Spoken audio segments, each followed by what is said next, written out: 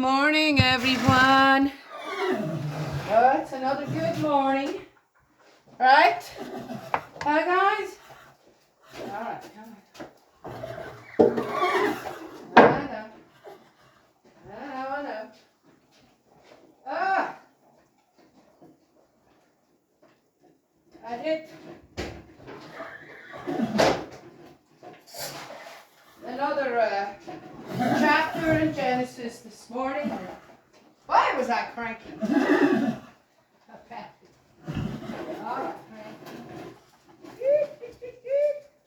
Hey, God. And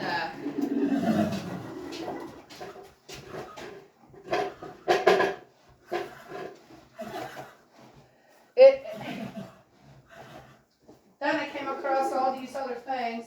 Yeah, morning time before I start the feeding schedule of the house. They all, it's my drinking coffee time and perusing what's going on out there. Oh. Stay. No, don't you come out. Sorry, buddy. Bye, boo-boo.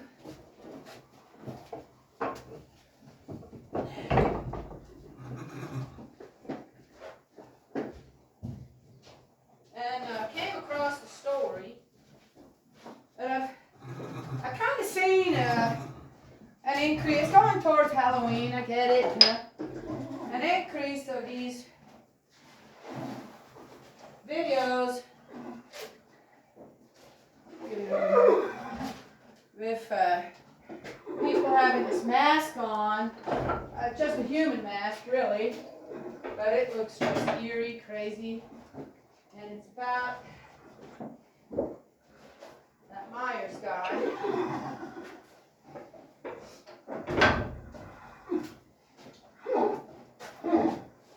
And I'm not a fan of horror movies. I mean, I don't care about them. They don't scare me. They don't.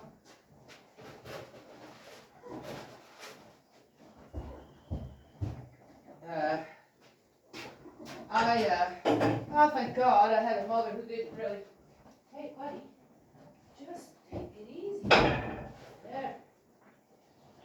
I didn't have a mom who scared us with the boogeyman or the troll under the bridge or weird stuff like that.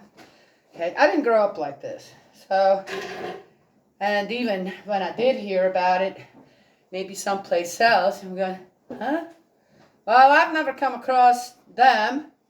But I've come across, once I realized, oh, wait a minute, they can't see that. But I can, right?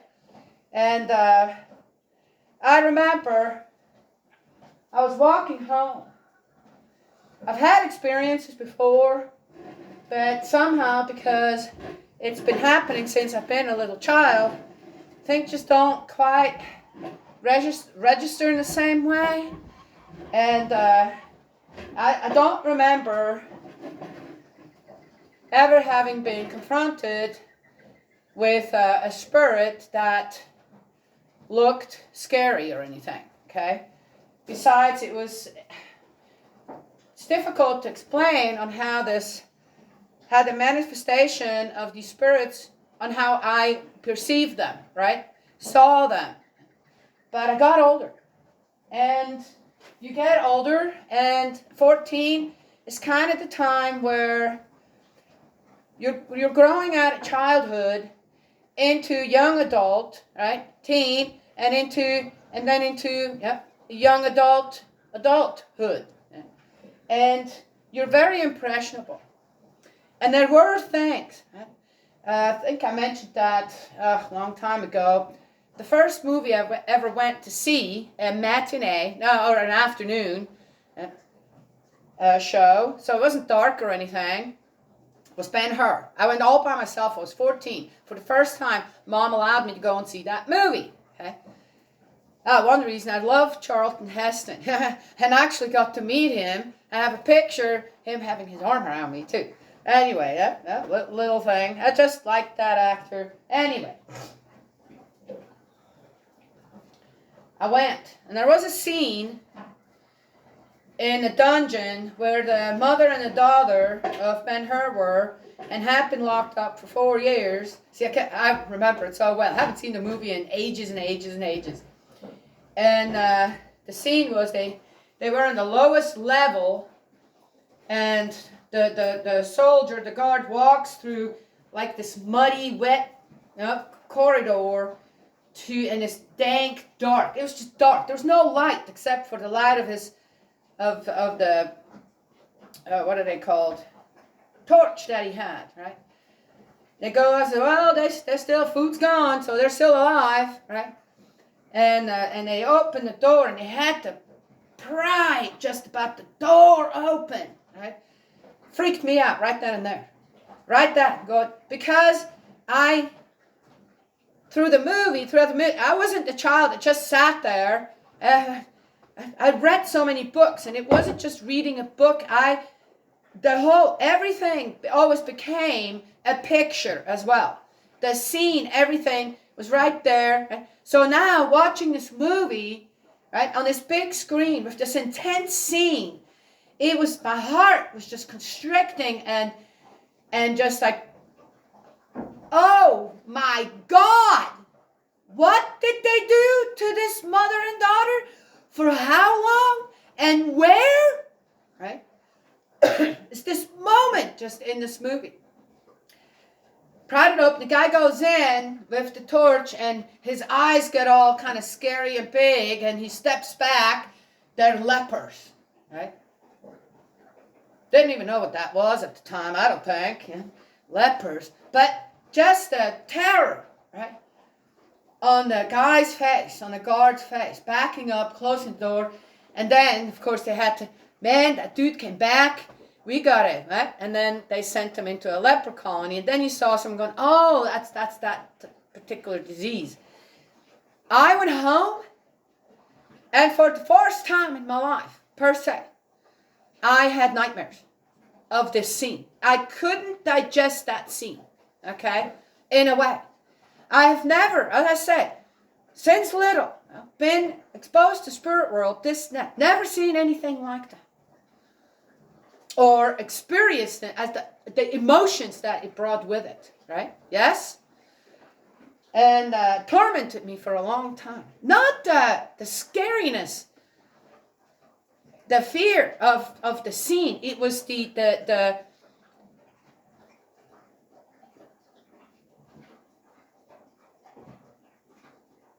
possibility of it being true. That had actually, what could have happened in real life, right? Or the monumental, absolute misery in this one scene, caused by man to two innocent people, right? Two women. So, in a way, there was something introduced into my life through that movie that left an imprint. Not a good one, really. It came down to it. There were other, in Switzerland is seems to be, or was, when I was growing up, I don't know, I haven't been there and, lived there for longer. The spiritual makeup of Switzerland, I'm not really familiar with anymore, right? I'm familiar with it here now. And, but there were other stories then. Suddenly I paid attention to, right? And I realized that not everybody saw or got the guidance in the way that I did from spirit world. That it could be very scary, right? Though I've never experienced it. But the movie, and then suddenly the stories I paid attention to that I didn't before, made an imprint where, yes, I developed a certain fear, right? also growing older, okay, as a child, okay, it was kind of, all right. It wasn't like that before. Even though I could see, okay, and hear certain things from the people around me and around, that wasn't all that great. I didn't perceive it as something scary. And what also started to happen at that time, when I was about 14, going on 15, was that I suddenly saw a multitude of spirits. Not like in the flesh and blood, like I'm standing here. There were these shadows, constant shadows, okay? And that was something relatively new. I have not experienced before. Of course, now I know what that all is, and I'm not going to get into it, but, and I said, with the other experience, the movie, that the stories that suddenly were affecting me about all that, I got scared. I did get scared. Not necessarily in a way where, oh, this is like a horror movie and bad things were happening. It was more, if I get surprised like this, so this was my thing, to make it a little shorter. I walked home, it was in the dark, and something was happening again, and I said, okay, Father, Jesus, Spirit world, I already talked to. That's always been a part of my life. Here it is. I'm willing. I'm willing to hear it. I'm willing to feel it. And I will try to do whatever I can with that. And learn and keep growing with it. But if you show me anything, I'm going to have a heart attack. And then what good am I going to be? And immediately it stopped. It immediately stopped. And I didn't see for a long time anything. Didn't see it. I heard it. I felt it. Sometimes I could even touch it. But I didn't see it anymore. Yeah, that changed again. But that was when I was much later in my life. Right? Yes. Yeah. And now I've also, because I kept growing myself, right? I've learned from others as well. Or I went places where I didn't necessarily learn from others, but with what there was, I could kind of make my own, okay, this is what that actually is when it comes to my life. And okay, say control it. Control it. I've learned that my space, your space, right? Yes? Yeah. So, it's taking control, right, in a way, over your own existence, where you don't want everybody interfere with your own existence. Always on the side of goodness. When I say that, I don't mean you just get to do whatever you want out there, all right? And hurt people, hurt children. Have no respect for someone's property, this, that. That's not what I mean. Okay? Yeah. Okay. So, this Myers dude, I saw that. Oh, so horror movies, this doesn't have, they're funny to me because most of whatever happens in them, they have no hands and feet, will never happen. It's absolute fantasy, and that is that. Right? Hey, you two? Really? Can the piggies just eat? You already ate. Huh? All right. Okay, come on. Oh, wait a minute. Hang on. I gotta put some hay. A little bit of hay. You guys, let me see if you guys actually ate it all or not.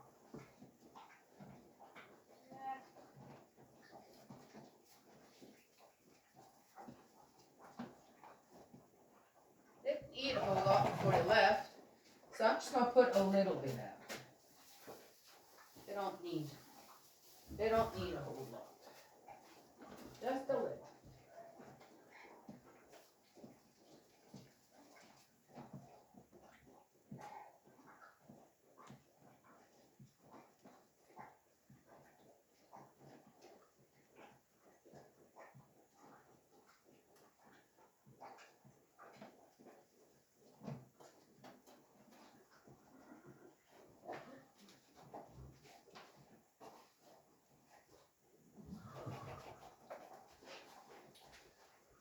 So, horror movies don't do it. I have no interest on watching things that are just designed to scare the bejesus out of you. Which, as I said, they have no effect on me. As doesn't someone walking through my house and I know I'm all there by myself. You know, which really doesn't happen because, man, if it does, you didn't ask for permission to be here, out. And it happens so fast. Again, if one is aware of certain things and addresses it, oh, it goes away. Or, in this case, you're going to have to wait outside of my house. Anywho, so there is that. Right, guys? Yes. So,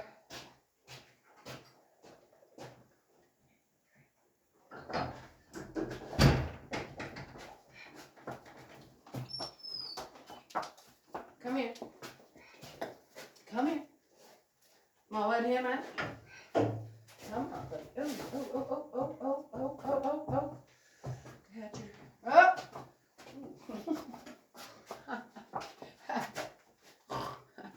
He made it out. Good.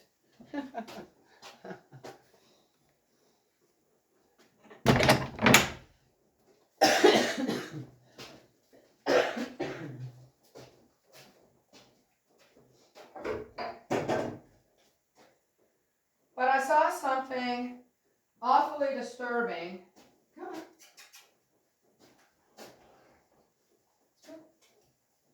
Let's do it. There is some out there. No. Oh.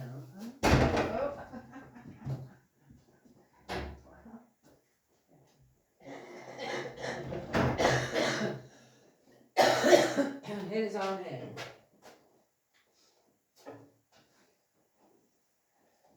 When I came across the story of this Myers guy with this, that mask, and it's on how people are obsessed just about with this guy, and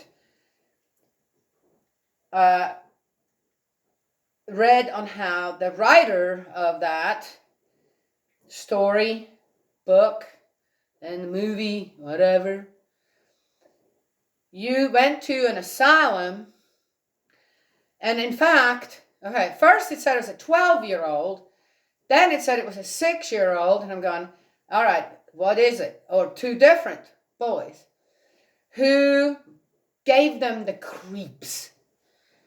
They were in an asylum, children, and the look, there was just a dead look and black eyes, and I'm going, okay.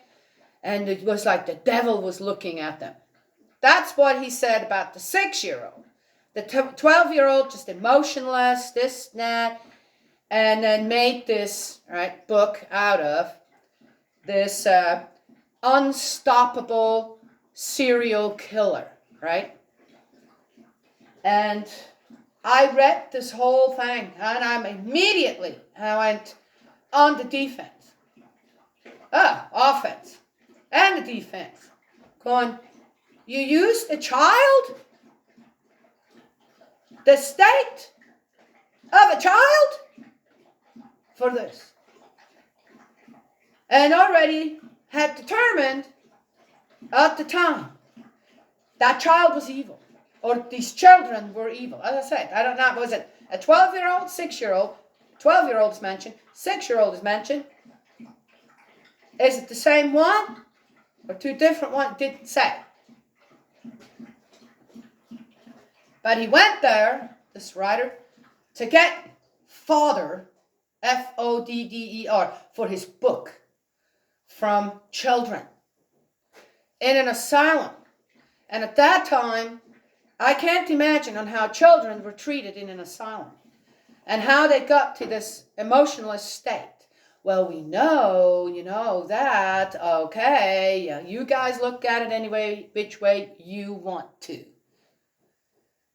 But to use children depict them as evil dead eyes this now. Emotionless. And then form a absolute horrific figure out of that for a story based on the life of a child is absolute horror to me.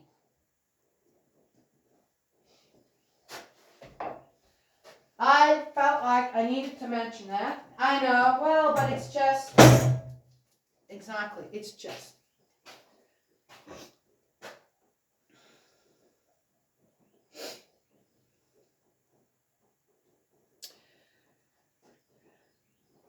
I know I will not be able to exactly explain what kind of absolute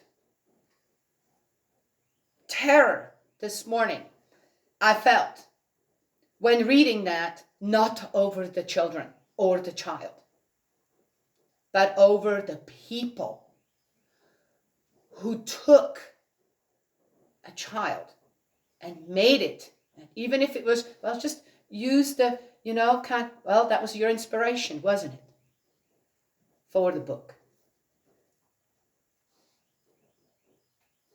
That people are capable of doing that.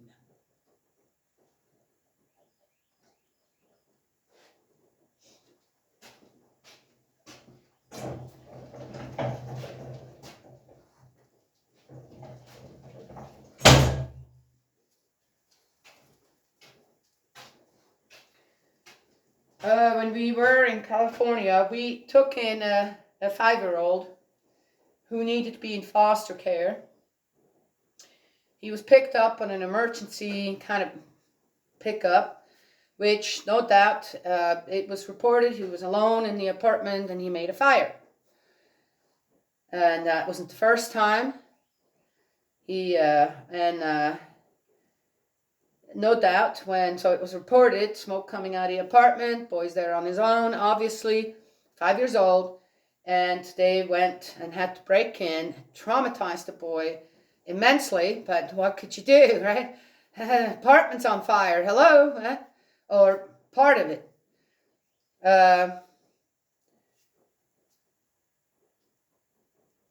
Then the reports started coming in on how he's been found with rats and rabbits and other smaller, these pets, animals, and they were up on that off 3rd, 4th, 5th floor or something of an apartment building. He'd go out and he'd drop them, right, from that height, and he would take them and drown them. And so there seemed to be, as the reports from the people that lived next to them, on how she would regularly, the mother, regularly bring in more animals for him to play with, right? Yes? Also, after I'm not sure how they got him to talk, because I think that the people from the fire department, they went in and they looked and they found several places where fires had been made in the apartment. Kind of like in a safe way. So mom taught him how to make a safe fire. 5 years old. Left, sounds like, for hours and hours and hours to his own devices. So we got this child. When first I heard that we were the only ones that were qualified to take in this child. So I talked to the one that was there when he was picked up, and I read the report. Now, I was pregnant as well, my last child. And I'm going, I can't, oh my gosh, this is like, I'm not just going to say yes. I've got to see this boy first. This is absolutely awful. Awful. On what this boy has already done. And so I didn't say just no. I said, I have to see this boy first. So I went, and I didn't talk to him. I went and I looked at him. You want to talk about a blank stare? You want to talk about a child who completely had built up a bubble around him, about this big, all around, and nothing. You couldn't go into this bubble, and there was nothing coming out of it. Now I could have sat there and looked at this boy and go, oh, there's an evil look. With what I just read, this and what this boy has done, and I don't know, there's evil already in this child. I could have done that, couldn't I? Just like some of you out there want to do. So you can write a book. Huh? I looked at this child and I just watched. I watched what was going on around him, this, that, and I just about broke into tears. The loneliness, the sadness, the just absolute, like, incomprehension of what life is, kind of thing. Communication with others. This was so apparent. I said, no, this child isn't. This is not. No. And I didn't go with. I just wanted to see. What am I going to be dealing with here? Something I will have to time be the right thing for this child with all this. What did he do? Right? At 5 with no. Well. So I went back home, talked to my husband. I said, yeah, let's take him. He'll be fine. What this boy needs is an embrace, not to be shoved away. So he came to the house and he couldn't do anything for himself. I was surprised he couldn't use a fork or anything. He ate everything with his hands, which was fine. I didn't care. My children did that, yeah, but they did know how to use silverware if it was needed. With pudding or something, he did. It was all shoveled like this in the mouth. He didn't know how to dress himself or undress himself. He'd just stand there.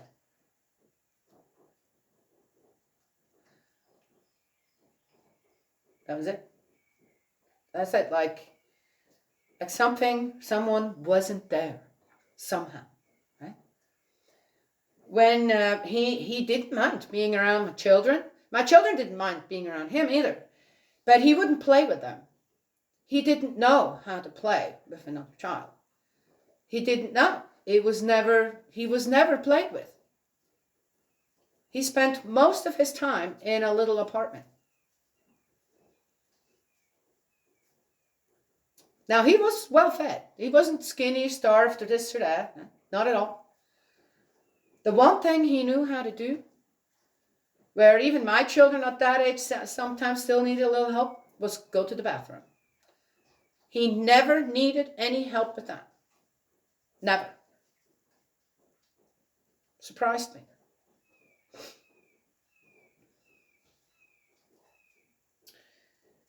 Then when we had him,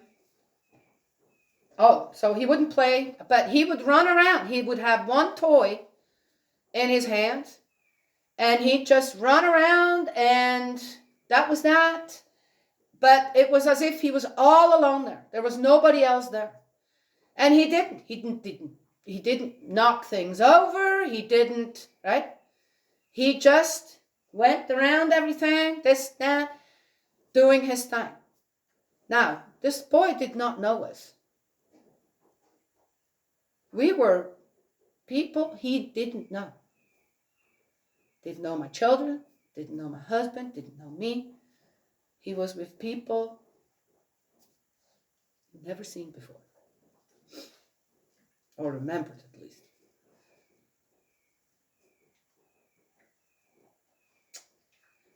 Then he had night terrors, nightmares, where he would cry out. I mean, we're talking, now you're talking about an eerie sound again. And just full of fear, horror. And I would go in and sometimes be with him all night just to make sure he knew someone was there. I had no idea. I didn't know what caused it. Okay? I have no idea. Then about a couple weeks later, and that happened just about every night, he wasn't picky about eating. He ate anything you gave him. He was good. Yeah. Even though I would tell him what my name, what everybody's, he only addressed me. Rather interesting, kind of figured out, that's the one. So there was some recognition on what I need is coming from that source. Source, not person, source. And he never called me by name for a long time. He'd say, hey, hey. That was the only thing he said for a long time. Hey, hey.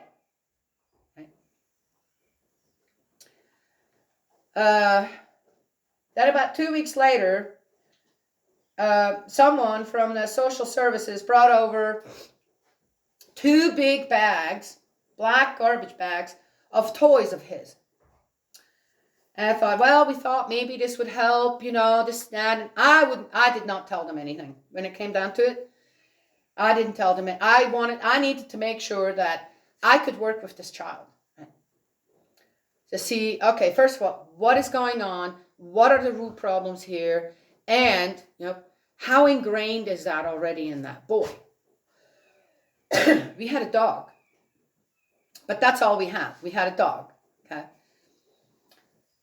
And he had good respect from the dog, and the dog didn't really, So that was good. I don't know how Lance would have reacted to someone trying to close his mouth and choke him or something. But the boy didn't do that. Somehow, I never had a problem with him doing that. Or making a fire. Well, so that. So what do, right? You immediately put everything that, the candles, the matches, and you all put away, right?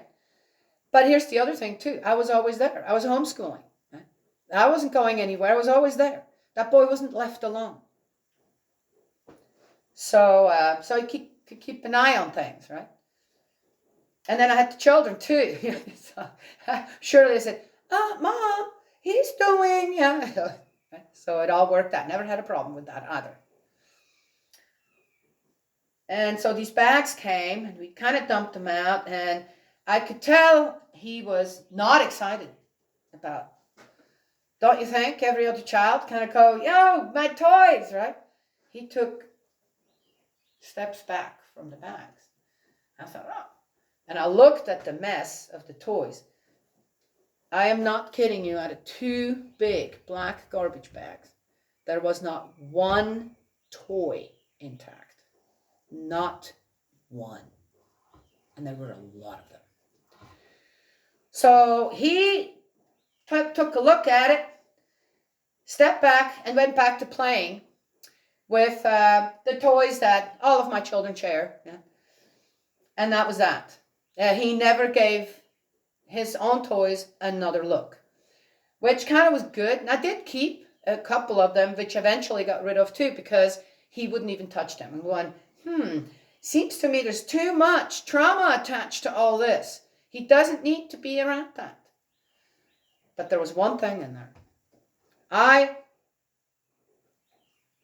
As 2 weeks later, I had been able to establish a little bit of communication with him.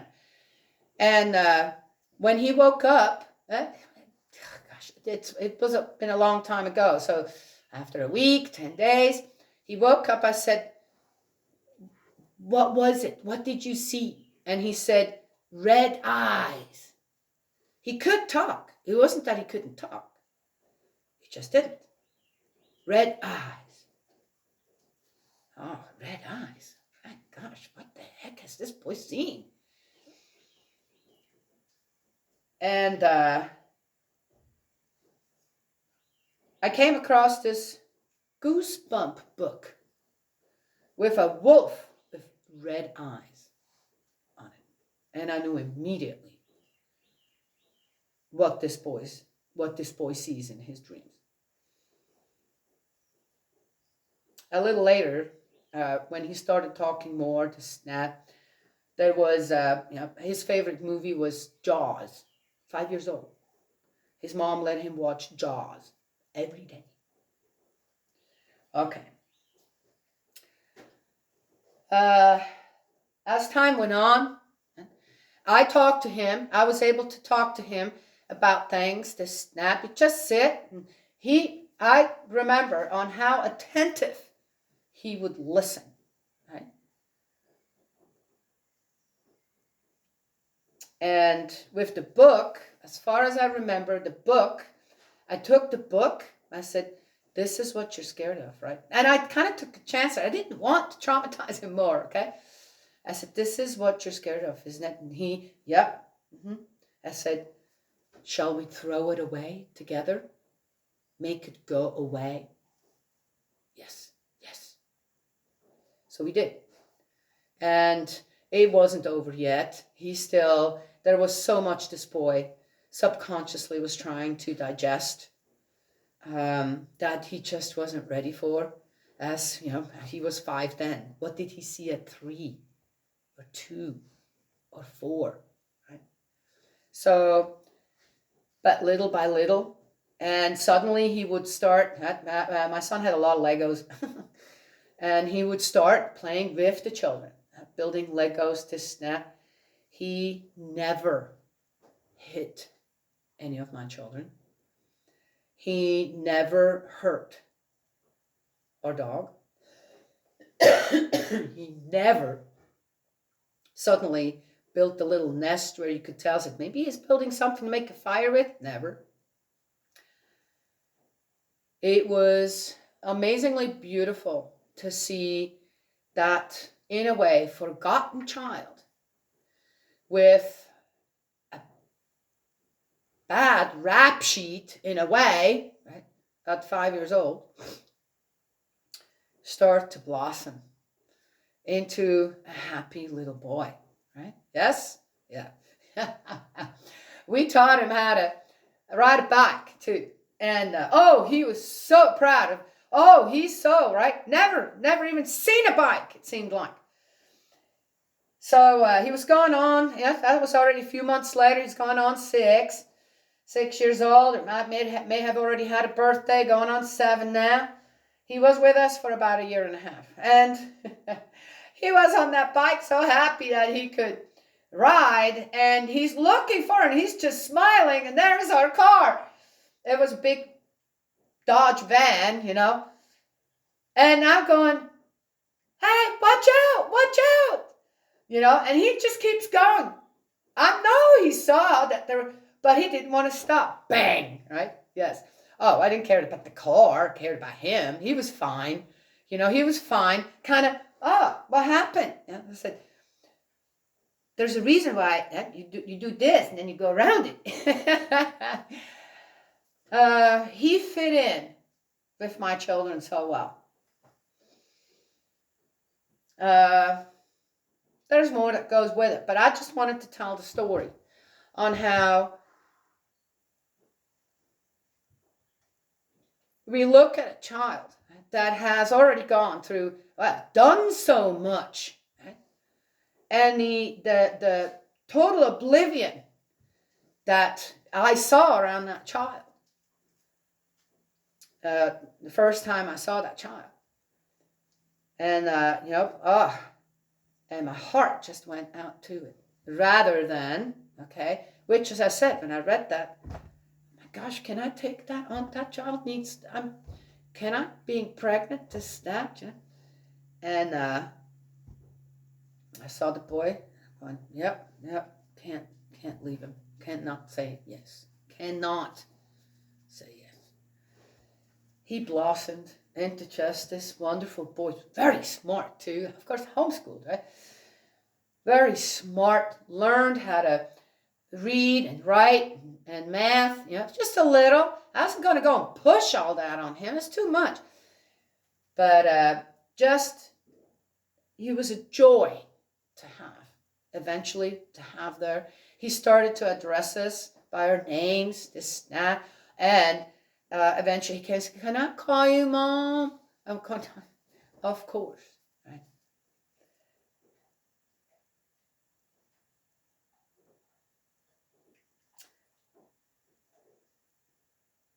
I'm not going to get further into the story because it's what it is. But what I want to say with the giving I just did with this little boy, and our give and take that we had with this little boy, that was, as I said, is that an evil? Is there evil in this child already? And what it did? Or what is it? What happened in this child's life that it is that way? So I just wanted to share this story in contrast to this writer who goes to an asylum and uses children to depict evil. Done deal. These children are evil. That child is evil. You can see it in their eyes. You can see it in their face. You can see it in their just state. No, yeah, like they have no feelings for anything, anyone, theirself, to snap. And on how children like that become killing machines, murderers, serial killers. Right? It's not true. These children are not the horror of this world. It's the people who make them, depict them. Children, not talking adults. For their own perverted ideas.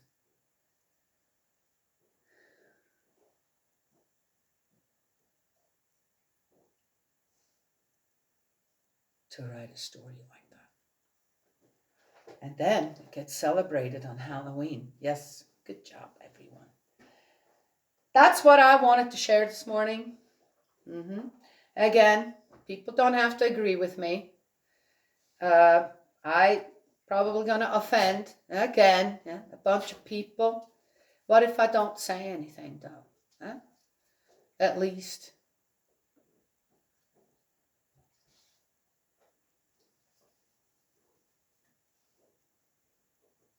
Right, buddy?